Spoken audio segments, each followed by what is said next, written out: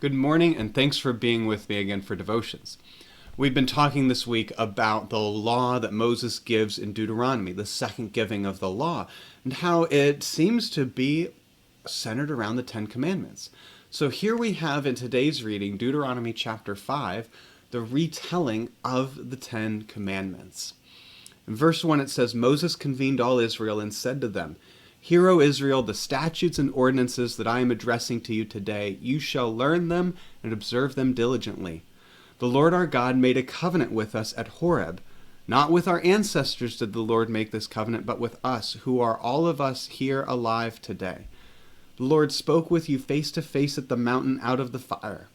At that time I was standing between the Lord and you to declare to you the words of the Lord, for you were afraid because of the fire and did not go up to the mountain. And he said, I am the Lord your God who brought you out of the land of Egypt, out of the house of slavery.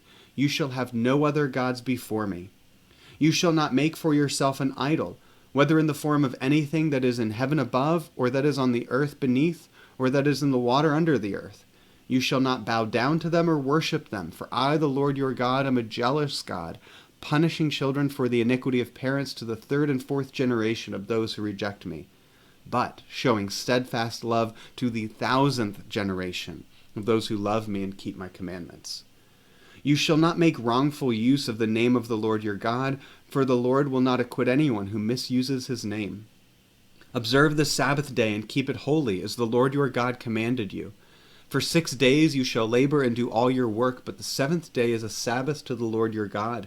You shall not do any work, you or your son or daughter, or your male or female slave, or your ox or your donkey, or any of your livestock, or the resident alien in your towns, so that your male and female slave may rest as well as you.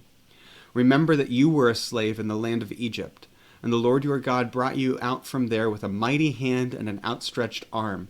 Therefore the Lord your God commanded you to keep the Sabbath day. Honor your father and your mother as the Lord your God commanded you, so that your days may be long and that it may go well with you in the land that the Lord your God is giving you.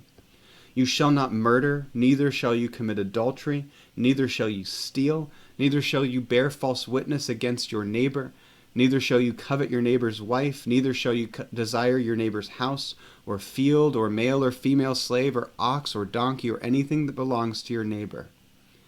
These words the Lord spoke with a loud voice to your whole assembly at the mountain, out of the fire, the cloud, and the thick darkness, and he added no more. He wrote them on 2 stone tablets and gave them to me.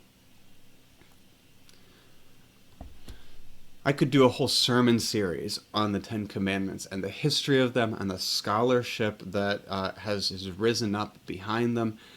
These 10 Commandments form the core of the law. They are highlighted both in the book of Exodus and here in the book of Deuteronomy. They were important for the people. They were about how to respect and honor God and how to live with one another in this new way that God was offering to the people. They were about showing respect and love and opening or casting a wider net, including more people in God's family. They were about so many things. And the reliance on the 10 Commandments for the people of Israel shows that obeying God's laws is important. It has consequences, whether we choose to obey or to not obey. These laws were given not to force us into a box, but to offer us a path through this wilderness of life to something greater, to something that gives us more meaning, that gives us hope, that allows us to create a better world. And inasmuch as the law does that, it's a good thing even for us today. Would you join me in prayer? God, enable us today to see our neighbor in those whom the world rejects, the guilt-ridden, the foreigner, the unprotected, and the refugee. Open our eyes and make us present to these neighbors, both in our various expressions of community and in the wider world. Amen. Have a blessed day.